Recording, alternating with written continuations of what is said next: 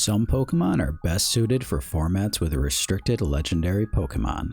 Perhaps the most notable being Ditto. In a format like Regulation I, where you're only allowed 2 restricted Pokemon per team, Ditto allows you to have the potential to bring a third by copying one of your opponents with its Imposter ability.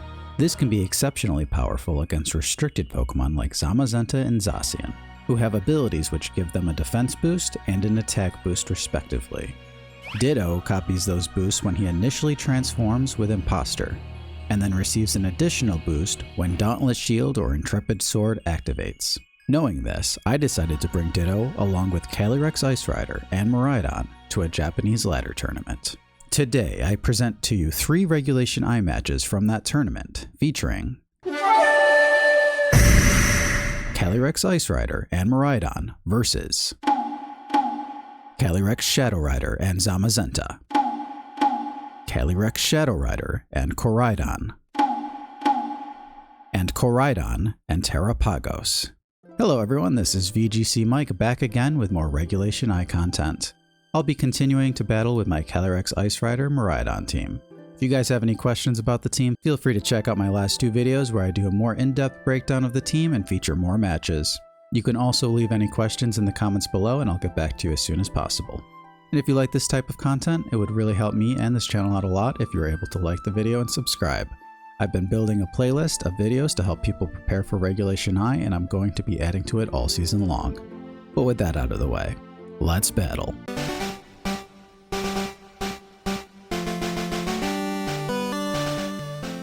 Okay. I think I just do Miraidon and Incineroar again. I say again because that's what I've been leading into the Cali Shadow Zama lead.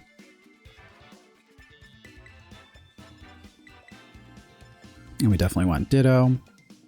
Stealing Zama is very good because we get a double defense boost. And then it gives us Wide Guard too.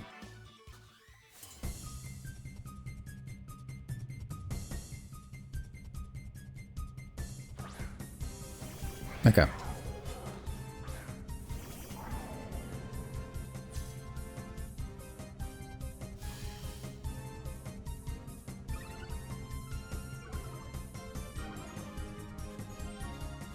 So I think in this situation, I'm okay with immediately switching Ditto in. And then just full switching. There's a lot of pressure for them to just double protect here. But then if the Zama chooses not to, we punish him with the Volt Switch.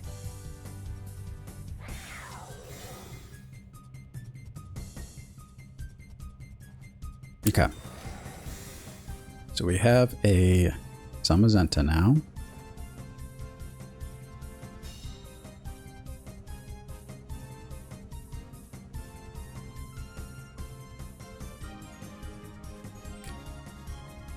Yeah. Oh.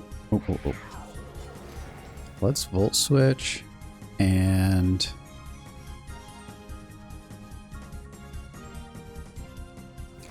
yeah, fighting typing just isn't really super helpful to us. Or Steel. Being weak to fighting, I think, is not great. So let's just Tera. Yeah, let's Terabug. And interesting. Yeah, we're both gonna Tera. They're going Dragon, we're going Bug. So Bug resists fighting.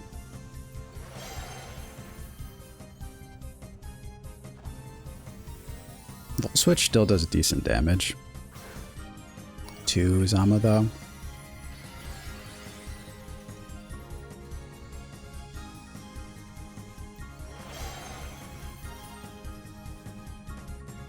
Oof, that's nasty.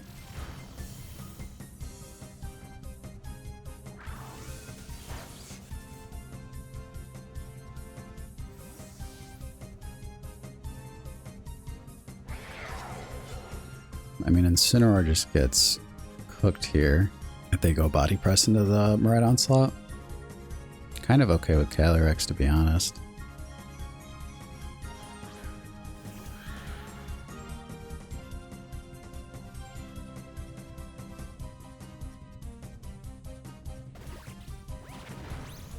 Nice. Wow.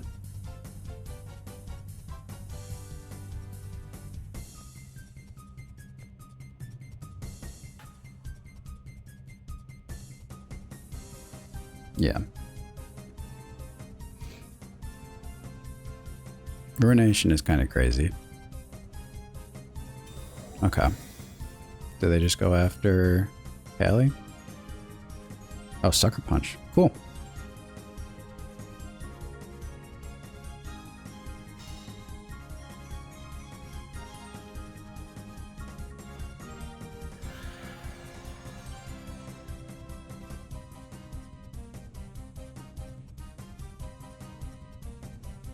Sucker Punch KO after a,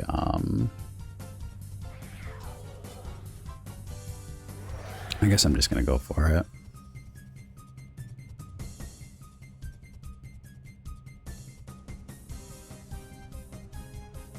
Okay, they wide guard, so that means the Zama's gone.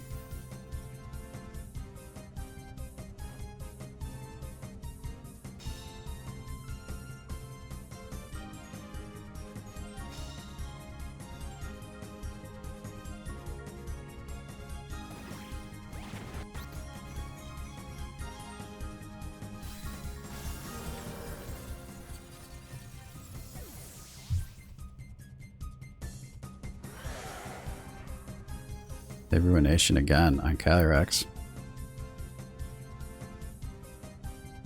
Maybe they were expecting a switch out there. Oof. Oh wait, we have Electric Train. Yeah, who cares? Glacial Lance.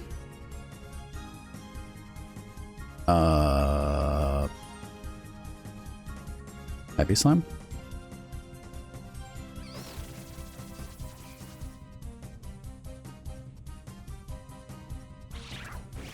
That was enough. Okay.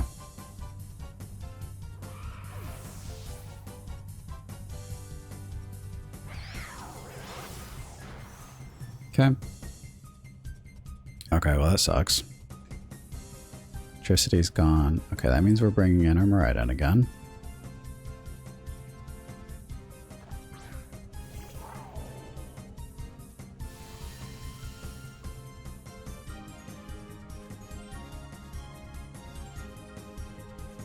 And it'll just switch into Incineroar. And, well...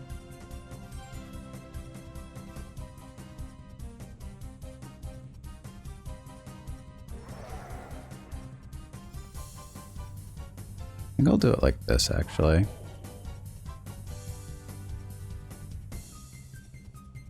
Because I don't mind Ditto being something else anymore. Wide guard would have been cool, but they can play around that.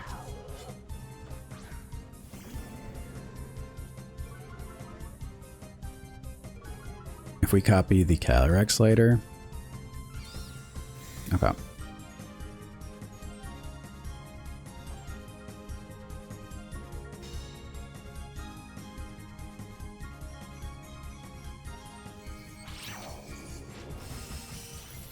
Jesus.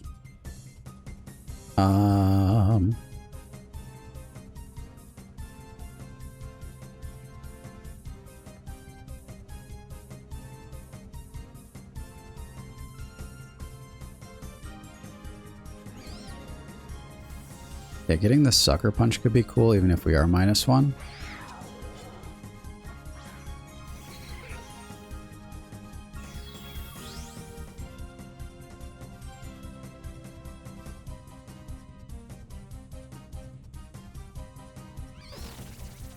Alright, no protects.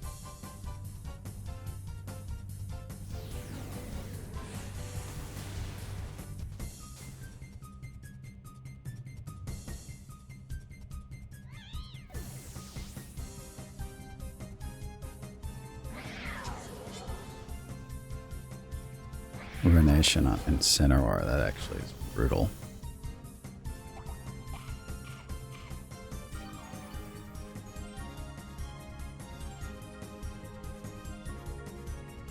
Alright, dimensions are normal.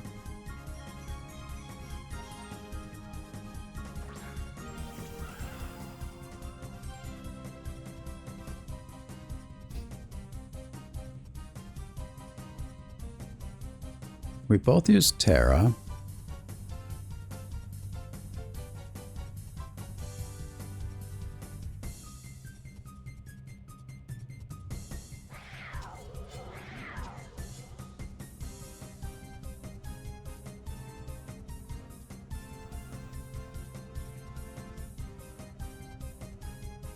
I'm gonna go for the Protect call out on the Calyrex. We don't get it. Yikes. Oh. Well, we did use Flare Blitz last time, right? They miss.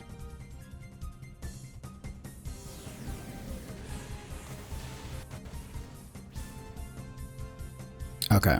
So in a way, we kind of did get the right call regardless. I guess the question is,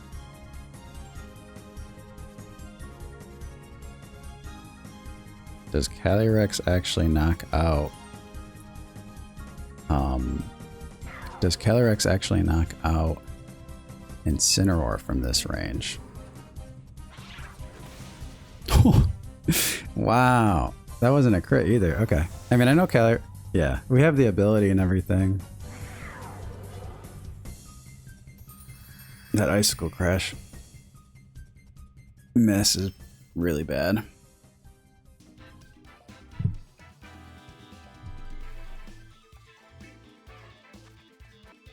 This one's a little tougher, but I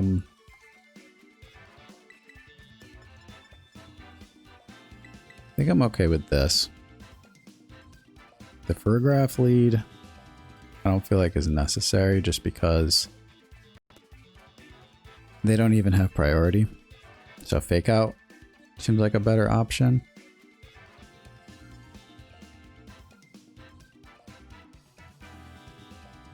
And copying something, if we do want to go Trick Room, doesn't seem amazing either.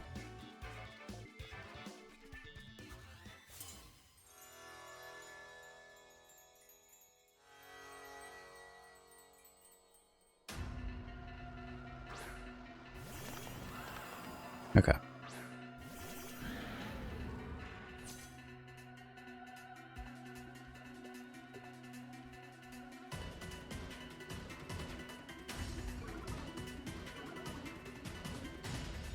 So I'm okay with Protect and Knockoff. I guess we could just try to set Trick Room though. I feel like this is safer.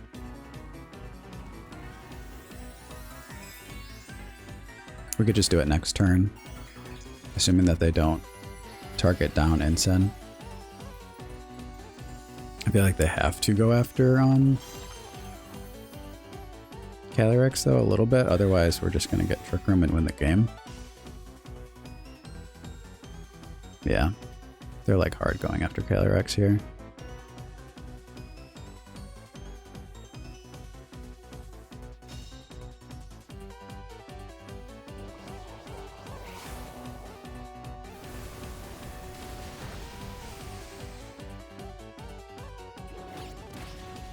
Alright, that's a dead Calyrex.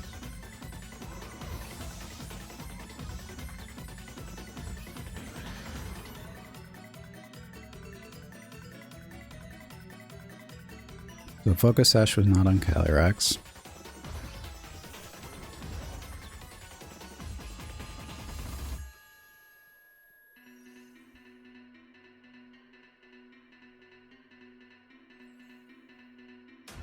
They used Tera. What we do here, oh, I just protected.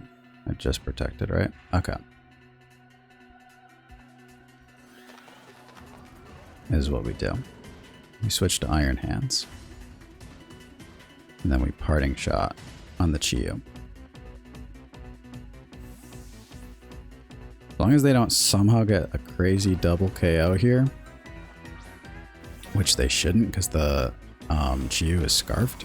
We know it's Scarfed because it moved before Calyrex.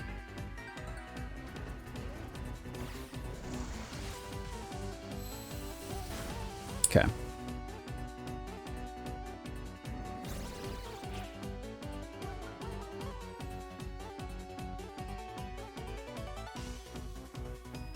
So,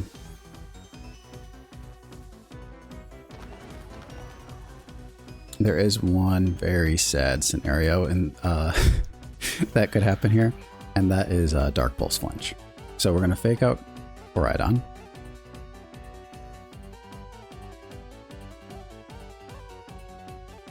And then if we get Dark Pulse flinched, absolutely brutal.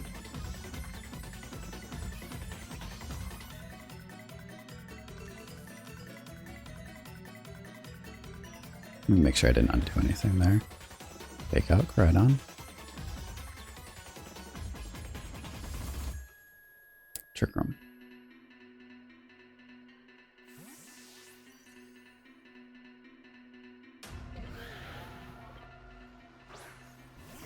Okay, it's Bolt.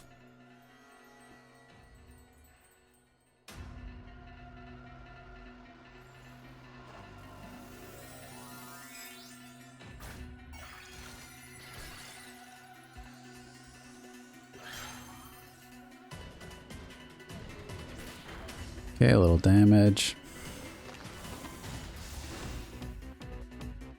Yeah. Oh, why?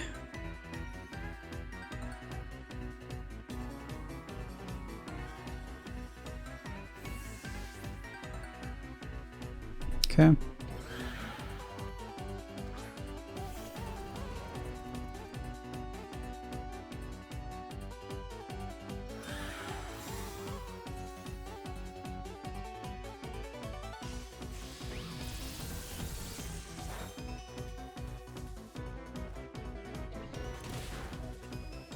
Okay.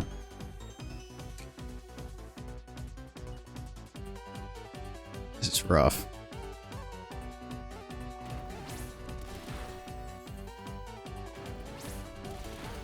Who'd they target though? Oh my god. Wait. The heck? Oh my god. Dude, the scale shot. Without loaded dice, getting the the 2 hit. Oh my god.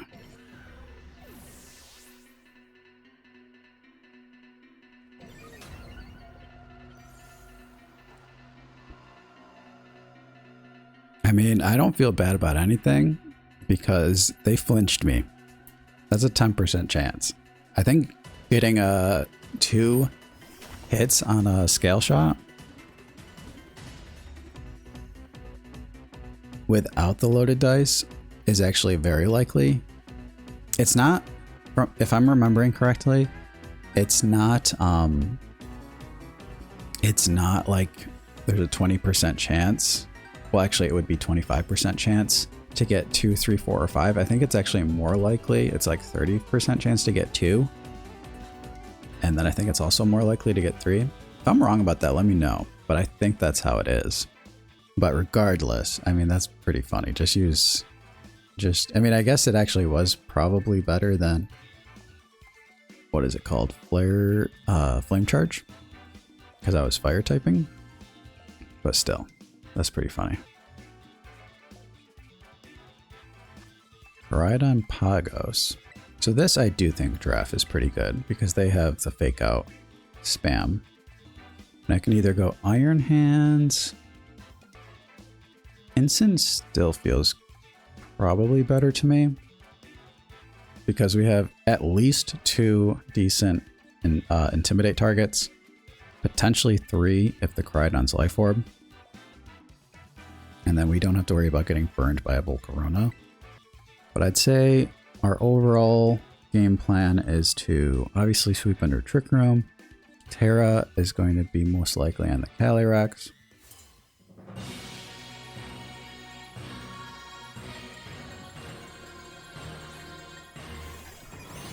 Okay.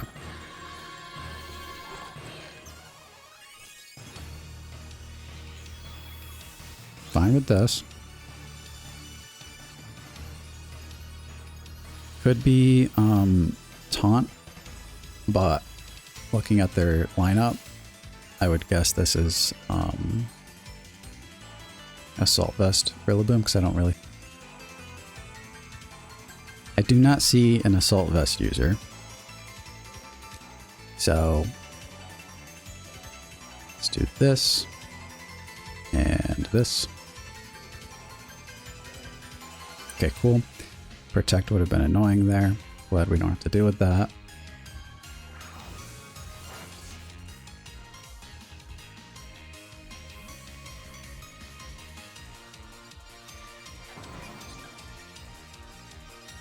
Calyrex comes in.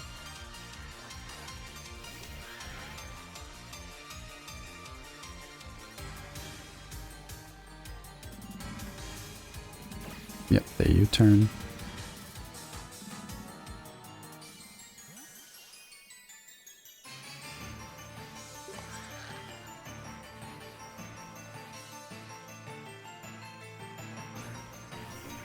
And it's full Corona. Oh, it's Meteor Beam. On what slot, though?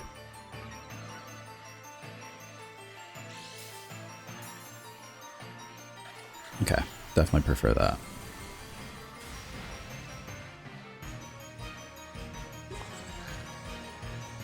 Yeah, I wasn't too afraid of that because we saw yesterday that we could take Choice Specs Hyper Beam, which will always do more than that.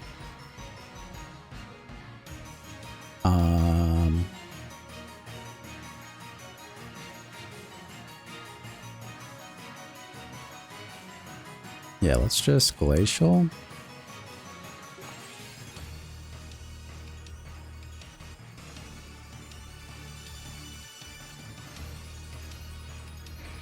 I mean, am I worried about the...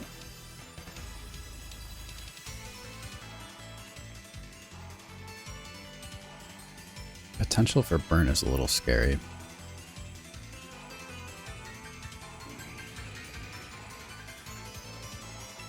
I think I'll protect and war the Terapagos and see what happens here. Because they might just try to like burn me and protect themselves. Yeah.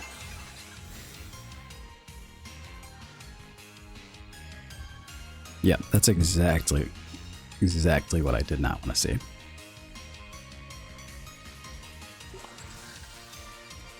And Vor goes through Protect. If you didn't know, I didn't know that actually until kind of recently. Okay, cool.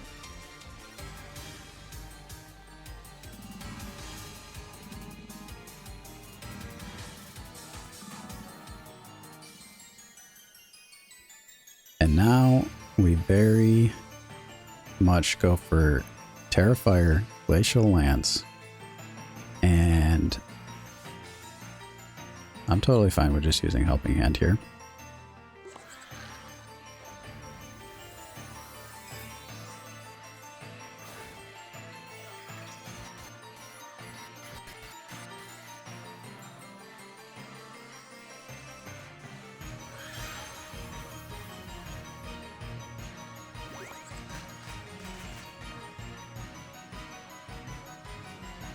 Yep, okay, so they protect.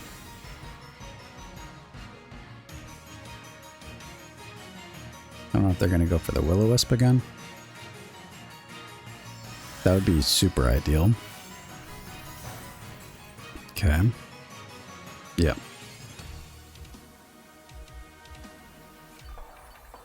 Farigiraf's just healing up.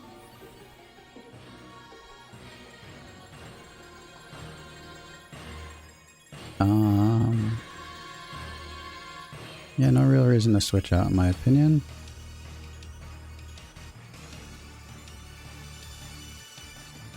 We could Foul Play.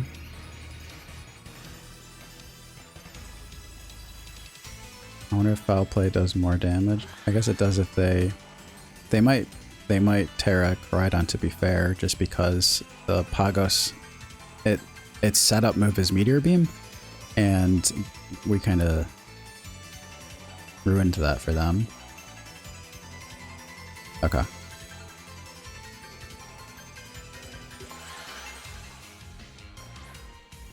It's the Rillaboom. So Foul Play should go first here.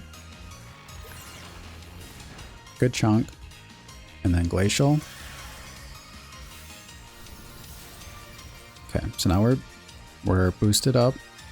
on our Calyrex. What does Volcarona do in this situation? Fiery Dance. Farigiraf takes it.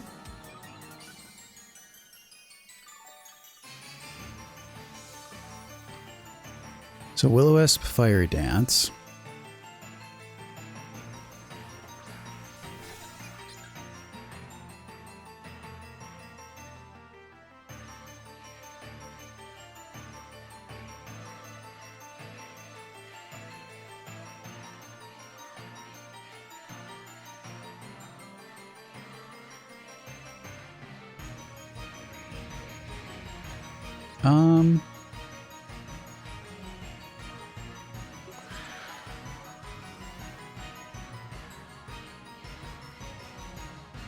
Yeah, I'll just Glacial again, and then I'll use Roar to kind of cover. Okay, so they are going to actually use Pagos' ability here for super effective damage. So we won't get the Roar off even if they do protect Volcarona.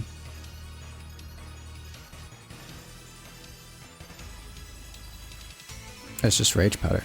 Okay, cool. I'm fine with this because I don't think without the setup move we're going to take like insane damage. Nice. Helping Hand actually went crazy there, but I really was expecting Protect, to be honest with you.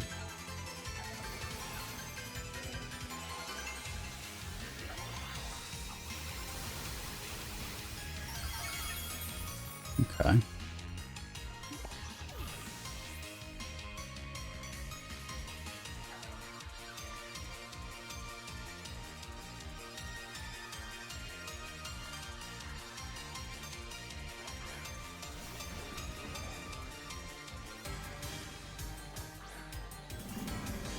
Let's see if Intimidate goes off here.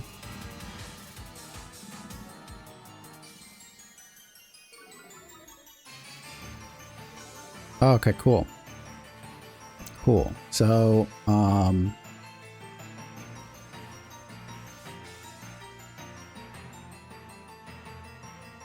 do it like this. Let's see if we live this first of all. We don't. Okay.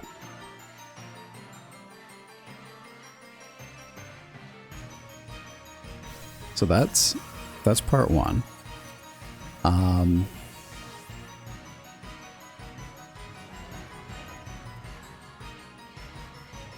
Okay. Now the next part is just not getting one shot on our Miraidon. Because now we can just safely lock into Dazzling. Looks like it'd be a KO on the Pagos for sure. And yeah, it just comes down to this. We can't get one shot by this or we lose. Yeah, that's very safe actually. Okay.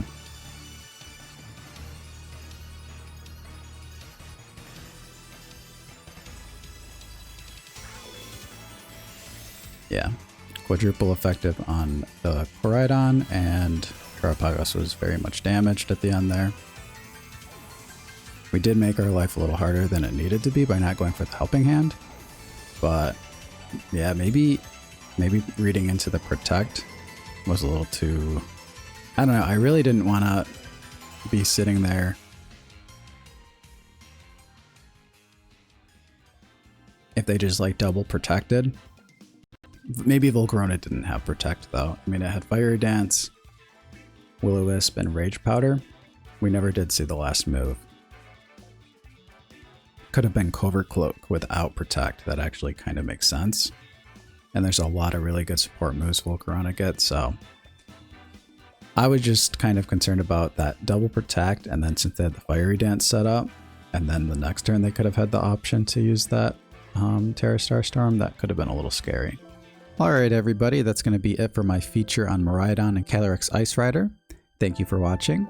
I'll be working on a new team to make a new set of videos on, from here, last thing I did want to say, just because I didn't touch on it in depth, was with Ditto, just keep in mind that your HP stat is the one thing that never does transfer over. So you could be copying like a Blissey or something, let's say, who has a massive HP stat.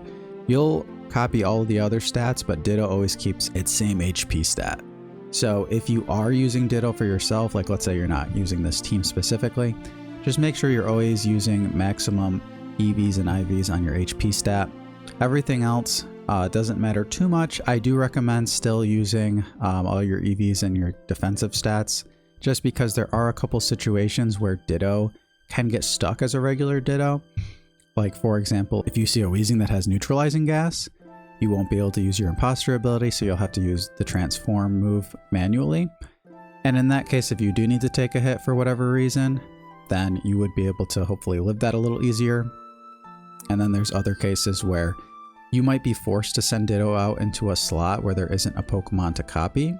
So best example I could think of is if you're in the end game, you have one Pokemon out on the field and your last Pokemon to send out is Ditto, and your opponent also has one Pokemon to send out, but it's across from the Pokemon that you already have out on the field, you would be forced to put Ditto into the slot next to your Pokemon, which means it wouldn't copy anything with Imposter. So there are a couple situations where you do want your Ditto to be as bulky as possible to be able to potentially live any move. Part of the reason we have the Focus Sash is to help out with that, but there are cases where you might have switched Ditto out after taking a hit after it did copy a Pokemon, and now you're switching it back in for the later part of the game. And in those situations, it's best to have some defense. So just keep that in mind if you weren't aware. Also, just wanted to mention that Focus Sash is usually, one of the better items to have on Ditto, but you can also run Choice Scarf if you just want to always outspeed whichever Pokemon that you're trying to copy. If you don't like Calyrex Shadow Rider, that's kind of a good one to use, though Calyrex Shadow Rider can always just terrestrialize, which is an issue. But another item that is not used as frequently, but is also very good, is Citrus Berry. Especially when you're copying these bulky legendary Pokemon, a lot of the times the Focus Sash doesn't even come into play. It's just kind of there as a safety measure. But Citrus Berry can be really nice if you're trying to counter Pokemon like Zamazenta, because it basically gives you the rest of the HP that you should have if you copied the legendary Pokemon.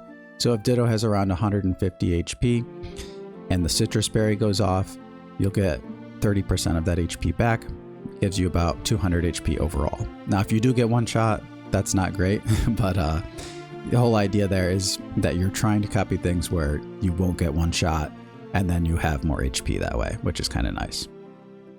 So just a couple other tips on using Ditto there. But that's going to be it for this video, guys. Happy battling.